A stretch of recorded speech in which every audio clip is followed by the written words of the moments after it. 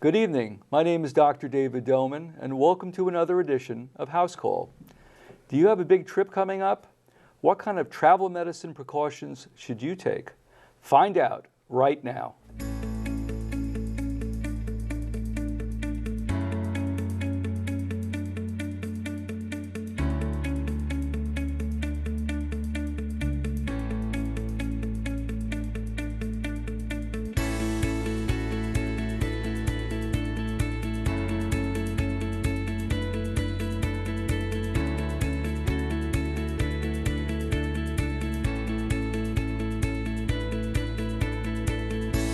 My guest this evening is Dr. Jane Chretien, a specialist in travel medicine.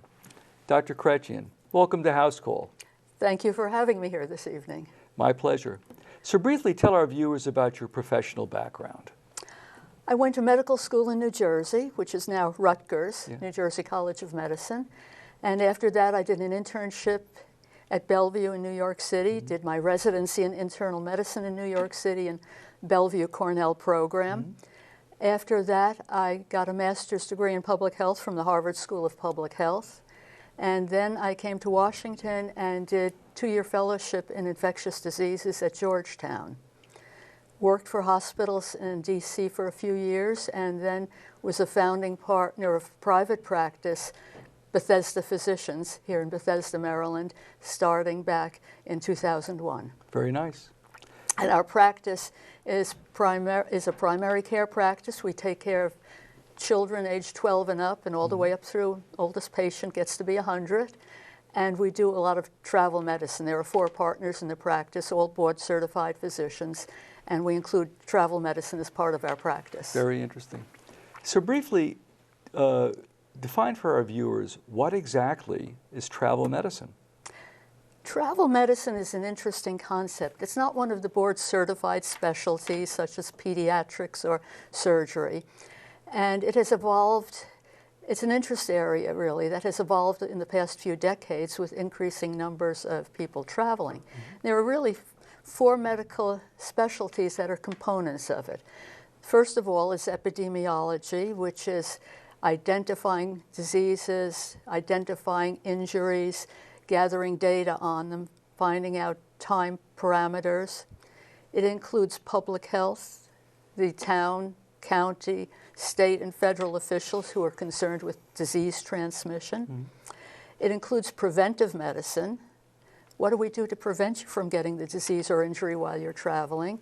And of course, a large component, especially for our practice, is the medical care. What happens when you come home sick or injured from your vacation travel? We will take care of that. So that kind of practical counseling, doctor to patient, is so important when you consider some of the challenges, if you will, of global travel. Do you think a patient should see you before a big trip, or should they simply wait to see if they get sick and then only see you after they return? We put a big emphasis on the preventive visit. And I should define what we mean by travel. Basically, going to Canada or to Western Europe is not much different from going to California or to Boston. Right. We're talking about the rest of the world where the risks are increased. Okay. And we much prefer to see the patient before they go for a preventive travel visit. So if somebody is going, for example, to Asia, Africa, South America, you would recommend a preventative visit? They will very often need to see someone because of vaccine requirements for certain countries. So sometimes it's an actual administrative need for them. Okay. Some patients do recognize that they need special information or special medications. The one aspect of travel medicine that I think everyone who does it is a little troubled by. Patients seem to have an idea that it's almost like a vending machine. You plug in the name of the place you're going to and press a button and out comes, here are what you need to do for this trip. And it's actually a much more complex, individualized visit than that. So let's say I'm going to India, an exotic location. Sure. I'm the patient and you're the consultant. What kind of interview questions are you going to initiate at that encounter? The beginning is very much what all of us in medicine are used to doing, which is, if it's a patient who's new to us, we don't know them, is really a medical history. Age, sex, what are your medical illnesses? Do you have any? Have you had experience doing this sort of travel? Where are you going? We want your itinerary. Not just, are you going to India? Which city are you going to? What season? What are you going to do there? And how long will you be there? Right. All of these things make a big difference. We try to get background information on whether you've traveled before. We have patients who have never been outside the United States, and we spend a long time counseling them, especially if they're going to any developing countries. On the other hand, we have some patients who are workers for international aid organizations who constantly travel. Right. They've been to 20 countries, including war zones. They're quite used to all of the risks, and they simply come in before a trip because one of their vaccines has run out. They need a preventive medication. Their last prescription is no longer useful. So we have very short visits with someone like that. Sure.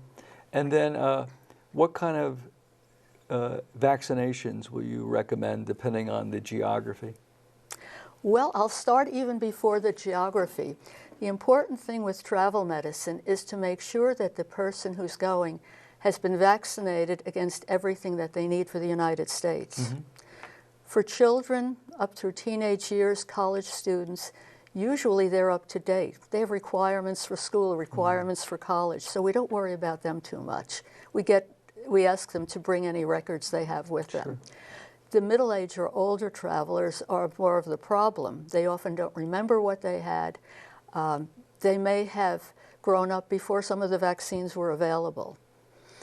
Basically, everything that one should have in the United States is needed for travel. And we start right off with asking, when was your last tetanus and pertussis shot, whooping cough shot? Right. Have you been vaccinated, or did you have the disease of chickenpox? Measles, mumps, rubella, still seen in many countries, even though we don't see much here. Right. For older travelers, we like to make sure that they've had their pneumonia shots, that they've had their shingles vaccine.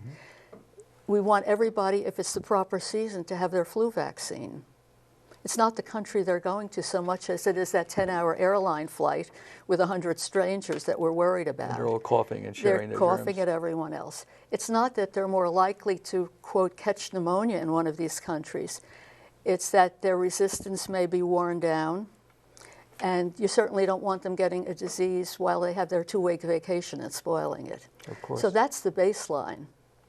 Then it depends on the country you're going to, and some vaccines are required for just about any place outside Western Europe or Canada.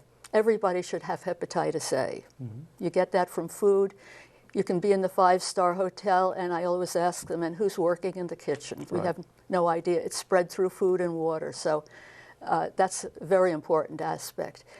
Certain countries have a lot more typhoid than others. For certain trips, there are more special vaccines. You said you're going on your trip to India. I want to know, are you going to Mumbai, to the big city, to stay in a very nice hotel and to work in an office building every day while you're finishing a business deal and coming home next week? Or are you planning to backpack by yourself, maybe ride a bicycle, tour by yourself in some rural areas where there are animals with rabies who are going to be nipping at you as a stranger? So that very much changes the vaccines that you would need. So for these high-risk travelers, we may add on something like rabies vaccine.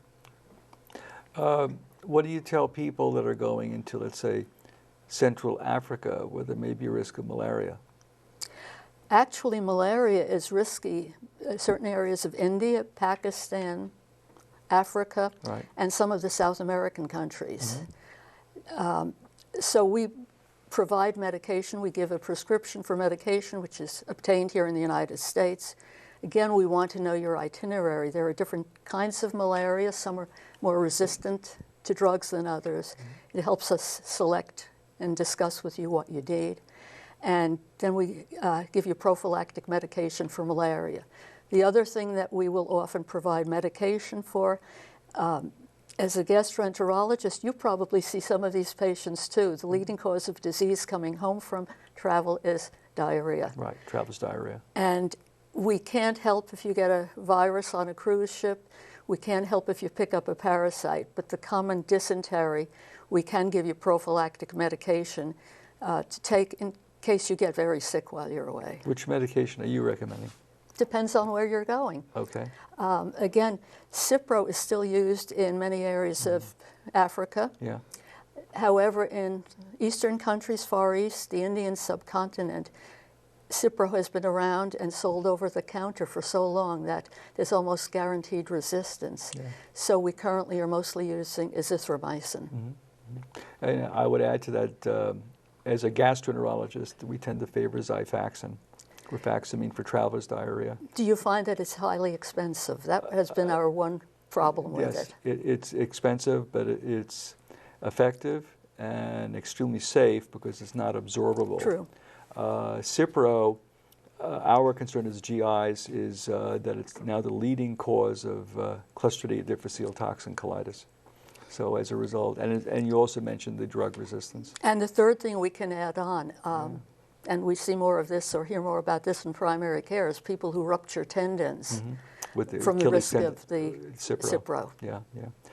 Are you a fan of using preventative probiotics, healthy bacteria, while people are traveling? We try to encourage it. Yeah. It may cut your risk a little bit. It may make the course milder. Yeah. The other thing that we will occasionally use, and this is not for the average traveler, but there are people who are making very important trips and short trips. This might be a business trip where some important contracts are being signed. You're only going to be away for 2 days of meetings. It can sometimes be scientists who are going to give a keynote address in a foreign country. They cannot have diarrhea during the meeting. Sometimes when it's a very short meeting, we will have them take azithromycin as prophylactically just for the 2 or 3 days that they'll be away. Sure, sure. If somebody is in a malaria zone and they've either been non-compliant with the preventative antimalarial or it simply hasn't worked, what would you tell somebody who comes back from a trip and then days or weeks later is having symptoms of malaria? What kind of symptoms should they look for? High fevers. Okay. Not too much else, but very high fevers. We're lucky in the Washington area because whether they come to us, whether they go to the local emergency room, the emergency room physicians in this area are quite used to seeing travelers, immigrants, people who come in with diseases. So it's on their radar screen. And how do you diagnose it? Blood smears, blood tests. And that will show? That shows the organism inside your red blood cell. You actually see the parasite. You actually see the parasite when the lab stains that slide. And then if it is diagnosed, it's also treated with pills? And it's also treated with pills. Okay. Well, we're going to pause briefly for a public service announcement. When we return, more with Dr. Jane Chretien, an authority on travel medicine. We'll be right back. Maybe you can make retirement happen. After all, you made this vacation happen. Double points with every purchase? Cleverly merging promotions. Love it. Cross-referencing travel sites. And booking all your flights with those... Vouchers. I got us bumped. They were like, oh. But now they're like... Aloha. You aced this vacation. Now get the tips you need to get on track at aceyourretirement.org. It takes less than 1 minute to find out if you may have prediabetes. You can do it here. But I get it, you're busy, and busy people can't have prediabetes. I read that wrong. They can, okay? Just go to the site. We're back with my guest, Dr. Jane Chretien. Our topic tonight is travel medicine. Dr. Chretien, before the break, we were discussing traveler's diarrhea, treatment, prevention. What are some of the common sense things a traveler can do to greatly reduce their risk of traveler's diarrhea? Well, we can go into it in more detail, but the way to summarize it is a little saying that came from the infectious disease societies, which is referring to your food, boil it, cook it, peel it, or forget it. And that sort of summarizes it. You want to eat things that are steaming in a pot, boiling for hours, stews, lentils, things that are simmering on the top of the stove. You want to eat fish or meat that has been just taken off a grill and is still hot. If you want fruit, it should be something you can peel. So mangoes, bananas, oranges are fine. Don't try strawberries. Hot water for coffee or tea, it's been boiling, that's fine, but otherwise, bottled water or boiled water. You can brush your teeth with the boiled water or bottled water. Ice cubes are dangerous unless you know that it came from safe water. Right. So it's pretty easy with common sense to summarize. In fact, I have a patient who, for decades, has done aid work throughout the Middle East, in war zones, and throughout some of the Central African countries. Short trips, but he's constantly back and forth. I saw him recently, and we were talking about diarrhea, and I asked him, how much of a problem is it for you? And he said, I never get diarrhea. Wow. So I said, what's the secret? And he said, summed it up by saying, I don't eat salad. Yeah. Interesting. But we really say stay away from fruit salads, stay away from green salads, make sure all your vegetables are well cooked. Yeah. So you mentioned some of the societies. What are the professional societies that serve structure and guidance for specialists in travel medicine? The biggest one that we use for reference is our government agency, CDC, the Centers for Disease Control, which is a large government agency located in Atlanta, Georgia. They publish all the guidelines for foreign travel, and they update it frequently. They can be checked, CDC can be checked at website. In fact, patients who are traveling to an area can check a patient-friendly zone on their website for the country they're going to. So cdc.gov. Very nice. They also give us guidelines when new disease outbreaks come around. So it's not simply the book that's published every 2 years. There are constant weekly and sometimes daily updates that we get via internet of new disease outbreaks in countries where we hadn't known. A new polio outbreak, for instance, in a certain African country. There's also a society to which most of us who do travel medicine belong, the International Society for Travel Medicine. This is an international society, so it includes travel medicine professionals from all over the world. And we will communicate very often through their website. So if you have someone who's going to a rather remote destination that there isn't too much information about, the chances are you can find a physician practicing in that area who can give you an update on, do they have malaria in their province or their city? Sure. Is there a certain hospital around it can be referred to? So we get a lot of information from that. And then the final thing is the World Health Organization also issues guidelines. Very helpful. Now, we, of course, in the first half of the segment, focused on some of the infectious disease concerns when you're an international traveler. But it turns out that's not the only thing travelers should look out for. Share with our viewers what are some of the other potential issues you can run into when you're a global traveler. I think it's very important to bring up these issues because one always thinks of travel to a developing country, what is going to get me? It's going to be malaria, it's going to be dengue, it's going to be something rather exotic. If you look at the figures, first of all, for deaths among travelers, the largest number are from accidents. Travel accidents, auto accidents, motorbike or motorcycle accidents actually lead the list. Yeah. Adventure travelers also often have high risk. Scuba diving in an area where maybe the regulations aren't quite as they are in the United States. People who do animal rescue in countries where there's lots of rabies. Yeah. So there are risks from physical problems. Mountain climbing. Machu Picchu in South America is now a very popular destination, we find. You climb to see all of the old fortresses at between 10 and 11,000 feet. Most people, or many people, will get altitude sickness over 7,000 feet. That's something that we address if that's on your itinerary.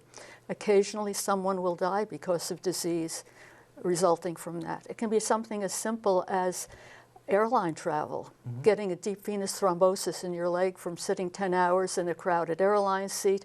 You get a pulmonary embolus, may need hospitalization. A clot that goes from your leg to the lungs. A clot from the leg to the lung, and that can be fatal in some conditions. So you touched upon some interesting areas. I want to circle back to them. So global travel, long-distance flights, somebody's at risk for a clot in the leg that then shoots up. It's an embolus that could be life-threatening in the lungs. What can the traveler do to make it less likely that will occur?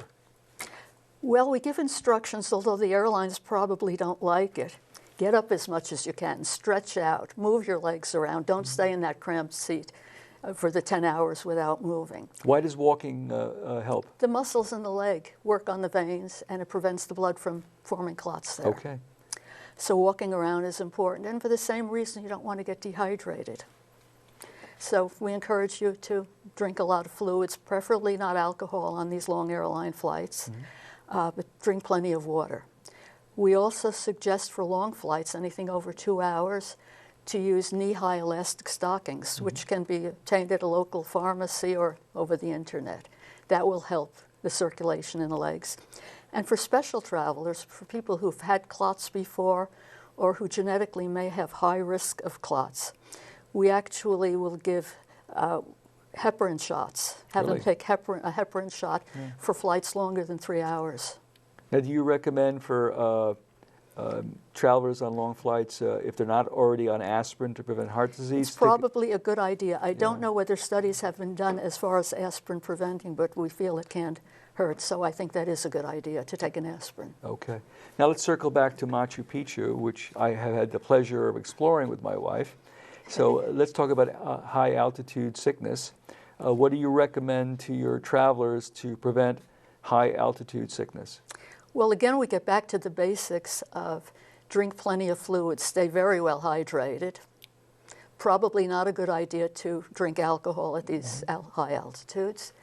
The other thing is slowly getting acclimated is very important. Unfortunately, on vacation, people don't often have time to do that. But if you are trekkers, for instance, will often have the ability to stretch out the trip so they can go no higher than maybe 500 meters per day. That seems to prevent it. People who climb Kilimanjaro have much fewer problems if they do it in a very slow way as opposed to just rushing out. Camp at different altitudes as you go and get used to it. We give the same advice actually to people in the United States who go to Colorado and who like to ski at high altitudes. We tell them, don't go there early morning and decide to ski in the afternoon. You will get sick. You get acclimated. Spend a day acclimating. But in addition to that, for anything over 10,000 feet, we can give a prophylactic medication called acetazolamide, which they take for a few days. Also called Diamox. Called Diamox, yes. Right. And that is useful to prevent? To prevent the altitude, the acute, what's called acute mountain sickness, the feeling of complete lethargy, short of breath, headache, nausea. When we went out to explore Machu Picchu, we pre-medicated with Diamox, which worked very well. And interestingly, the local natives there also advocate that you use a coca tea, which they claim reduces the risk of high altitude sickness. So we tried both. And happily, our trip went fine. I'm glad the trip went fine. We will probably blame the trip going fine on the Diamox. Yes. Data is sort of missing on the cocoa leaf. Sure, sure.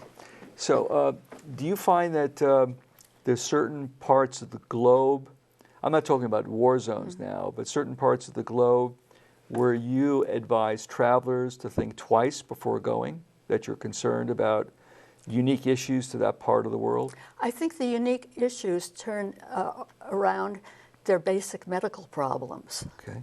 For instance, if someone has already underlying lung disease, underlying cardiac disease, someone who might have to use oxygen at home, or at night at least, we would not advise them to go to Machu Picchu. Right. We would say, if you're hitting South America, see if you could do a jungle tour instead. So it revolves very much around their own health status. Sure, sure. And do you find that with the global statistics about travel medicine that violence is a concern, particularly against Americans?